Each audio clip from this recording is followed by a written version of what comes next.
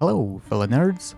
I wanted to share my thoughts about Path of Exile 2, now that we've had over a week to play it, and as of recording this, the new patch with endgame and trial changes just dropped, so I'm excited to go try it all out, and this will be a quick and dirty review. Now, I already have two characters with completed campaign, and this monk that you see right here on the screen alone has about 80 hours of playing time, so I'm invested in melee. My second character is also melee actually, so the review and the comments will definitely be from the perspective of a melee player. Now, to start it off, the base game, it's great. It looks awesome, it has phenomenal sound design, and the boss fights, they're interesting, memorable, the soundtracks are really cool, and it's just great fun. It makes perfect sense that all the newcomers, even with the with the wild difficulty of the game, they're enjoying the campaign, and that's great. Now, the problem that I personally have is that it's pretty clear that melee has had less polish time compared to the range class. There are certain issues found really only on monk and warrior, such as bad targeting and like auto-locking features, which on melee, at least on keyboard and mouse, really need to be turned off. They're really clunky, you never want to feel like you're not in control of your character, but sometimes you do. And it's really, from my experience, the biggest problem on melee only. There are also some certain issues with some bosses and their hitboxes. The hitboxes being all over the place.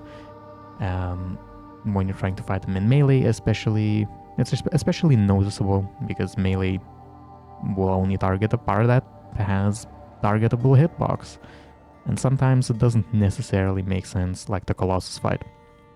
You may also fall off the arena or float into the sky for some reason because, well, you're in melee range, and that was not really tested extensively, since majority of classes are casters, otherwise projectile shooting builds. Now, let me clarify it. I'm not saying this is, oh, melee is broken, it's all dead. It's fine. It's early access. It hasn't even been out for 2 weeks, and I expect all of these things to be ironed out. Let's be realistic. Early access is just a beta that we pay to play.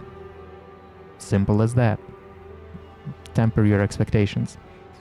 Just because the early game and the three acts are really solid doesn't mean this is not early access. Now, while we're still on the topic of the base game and the campaign, one problem I do notice in the early game is gear progression.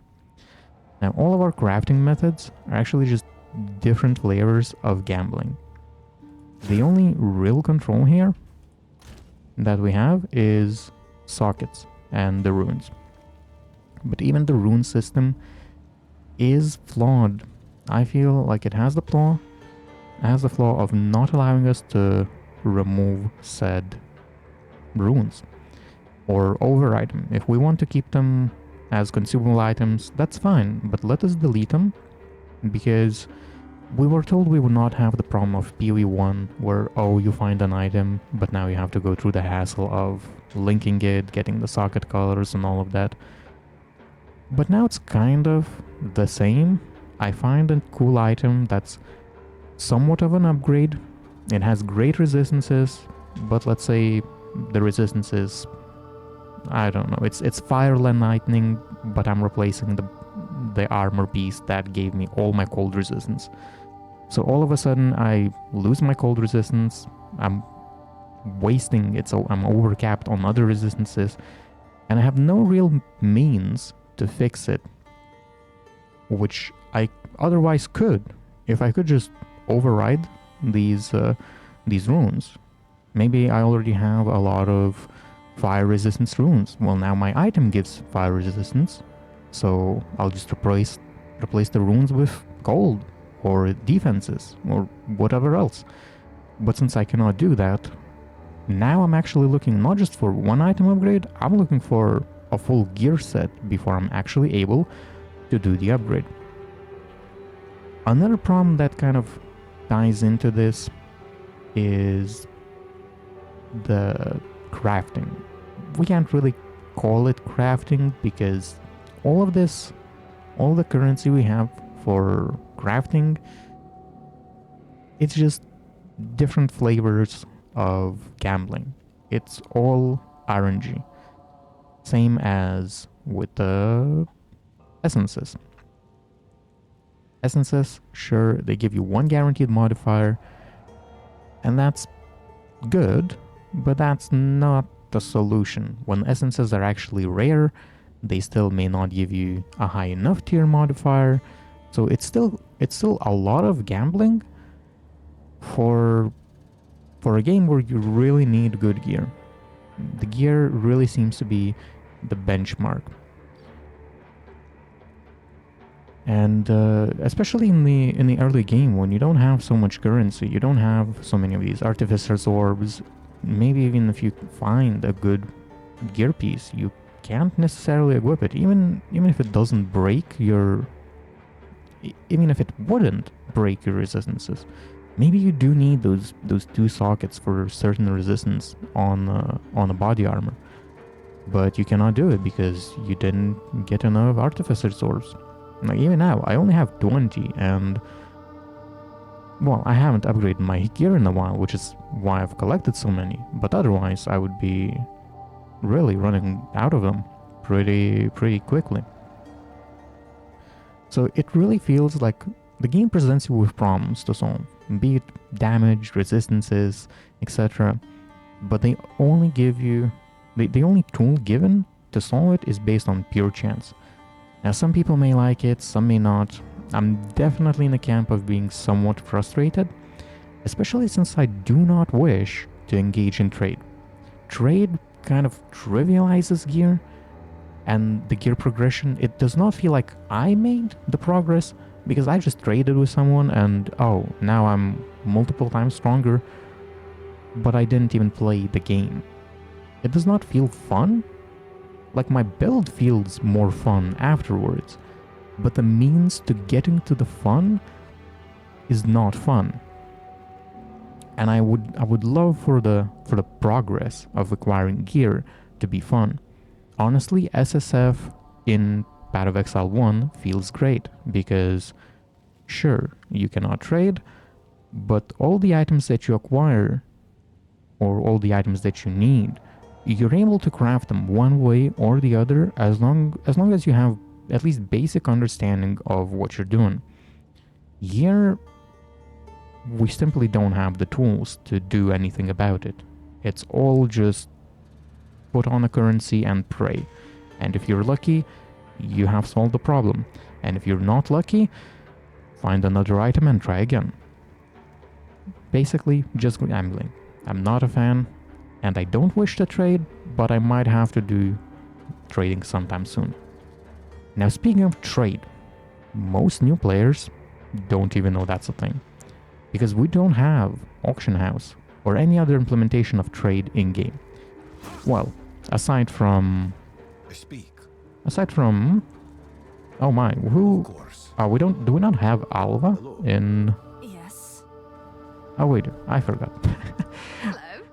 We have trade implementation in the form of currency exchange, which is great. We can trade for currency right here, in-game, awesome. But we do have methods to trade gear. We have stash tabs where you can set price for items. If you make them public, you can add a price and the item will be listed for trade. So where do you trade? Where do you find said trades that people are offering? It's on the trade website. Now, console players, for once, they're winners. In this case, in this one situation, they're winners because consoles have auction house. While all we can do is go to the website, the trade website, and look for items there. I will link the trade website down in the description if you're unaware of where to find it. And so yeah, so trade, inconvenient, and honestly for me it's unfun. I understand we have SSF here as well, but we don't have the tools to play SSF is the problem that I'm encountering, because it's all based in RNG. Anyways, this would be the point where I'd complain about the current state of Ascendancy trials, but I feel that would be unfair to do since the patch just dropped, which made some changes to it. I believe I'm still not going to be happy about the core class power being locked behind a luck-based trial that plays wildly different from the base game, and it also is kind of designed that you need to grind it multiple times and you need to get multiple entry tokens for the later ascendancies, and this should probably not be how you acquire your core strength of the class. But maybe it's now in a more reasonable state, so I will hold on to any further comments until I actually try it out. Anyways, moving from the campaign to endgame. Endgame has also been touched by the patch, which is why I'm so excited to just finish recording and go back to playing. But here are some of my thoughts. Waystone Sustain is just pain in the butt. It's very difficult, even when having the Atlas tree actually focused on it. Not to mention losing Waystones on death. Maybe we'll have less deaths now that they're addressing some on-death effects and some of the problems in the end game damage scaling and such. So maybe that will, in turn, will become the sustain buff because we don't die as often and we're actually able to clear the maps. Another thing in the end game is Precursor Tablets. Now, based on the amount of the towers that you find on the map, which I find a ton. There's 4 just right here, straight on the beginning. There's 2 more here. There's 4 more here. You can see a whole row. There's like 5 towers in a row here.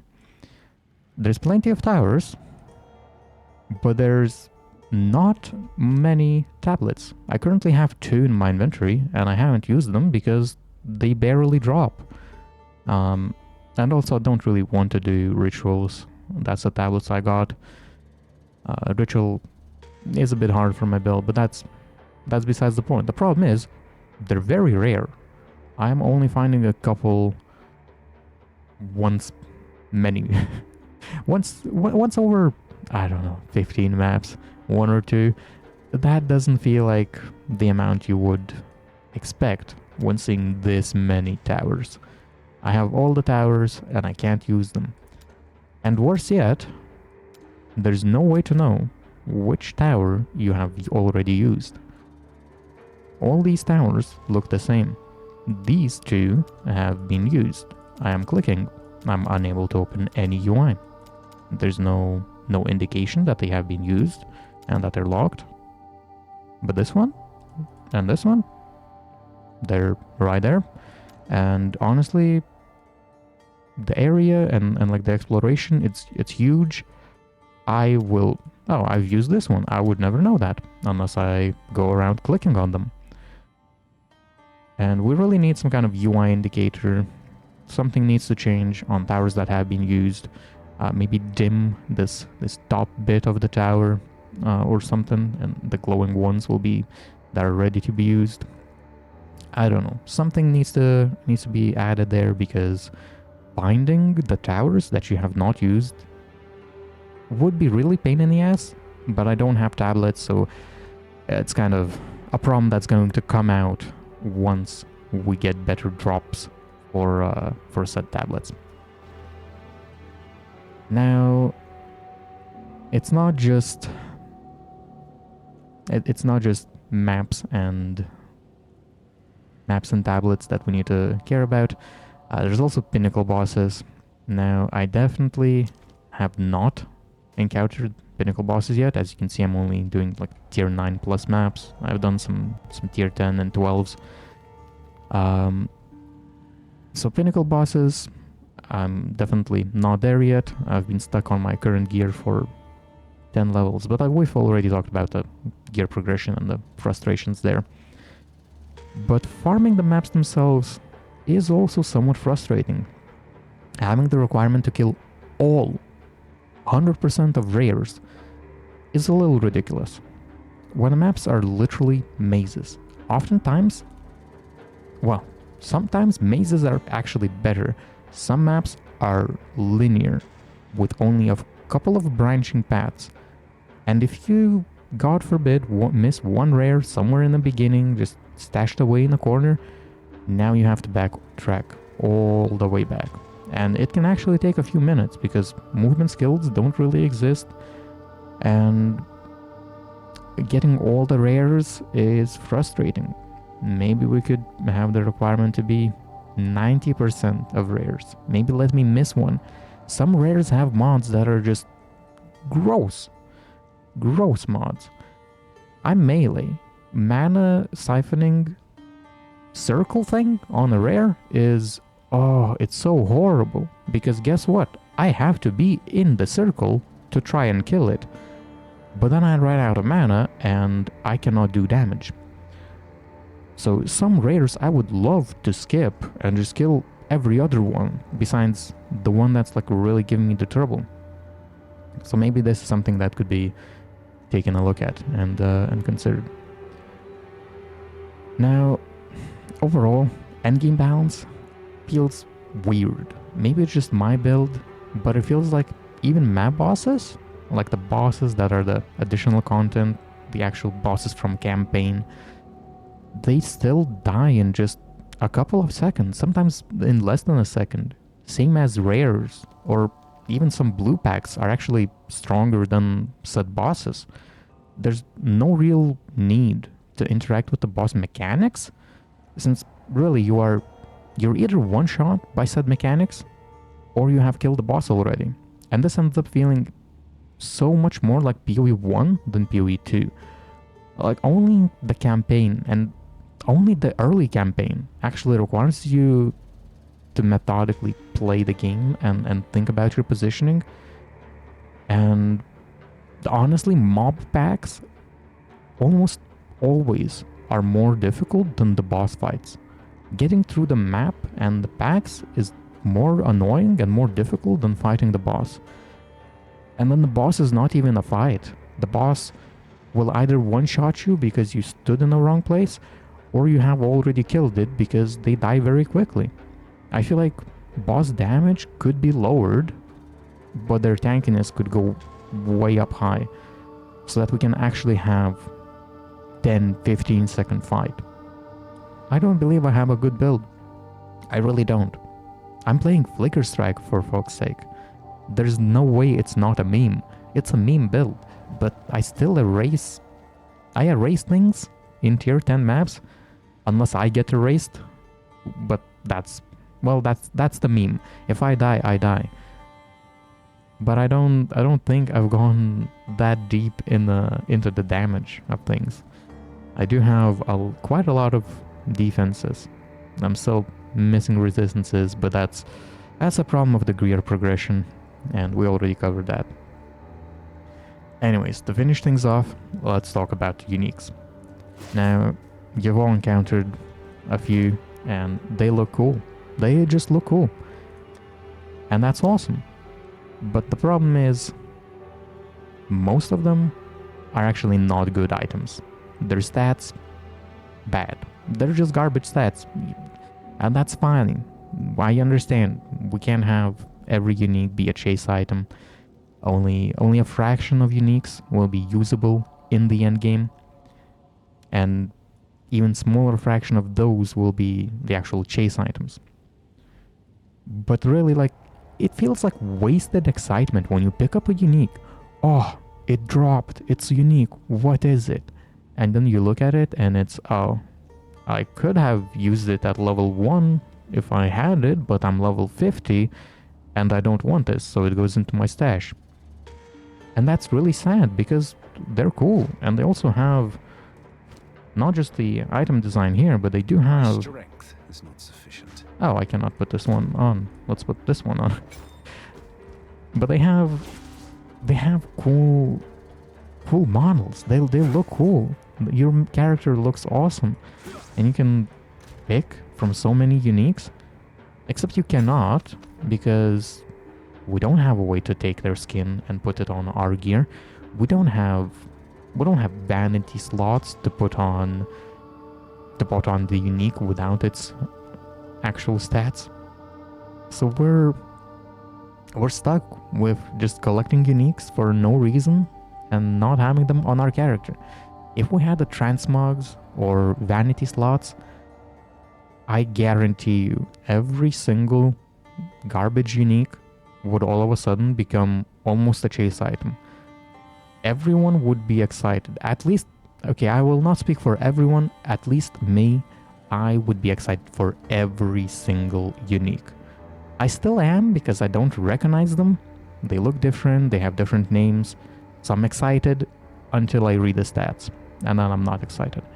But if I could wear it as just part of my looks of the character on a vanity slot, or if I could destroy it and put it on my current gear as a transmog, I would be so excited to find every and any unique, because that would just make the game so much more fun, and it would not have these wasted excitement kind of moments where it's, yeah, I got a unique, now I'm immediately let down by the said unique. So yeah, if we could do that, it would be amazing. I think that's everything that I had to say about PoE2. Don't get me wrong. Don't let my feedback and complaints throughout the middle of the video there get to you. We're still in early access. People need to understand this is beta. Things will change, and majority of the game, that being the campaign, is already very good. So I'm not trying to be negative, just providing some feedback. I'm enjoying the game. Now, if you want to talk more about Path of Exile 2 with me, just leave the comment down below or catch me live on Twitch. I'm probably live right now, so you can head on over there to check. And do the usual. Hit the like button, subscribe button, maybe share with your friends who are on the fence about PoE2. And yeah, thanks for watching. See you another time. Bye.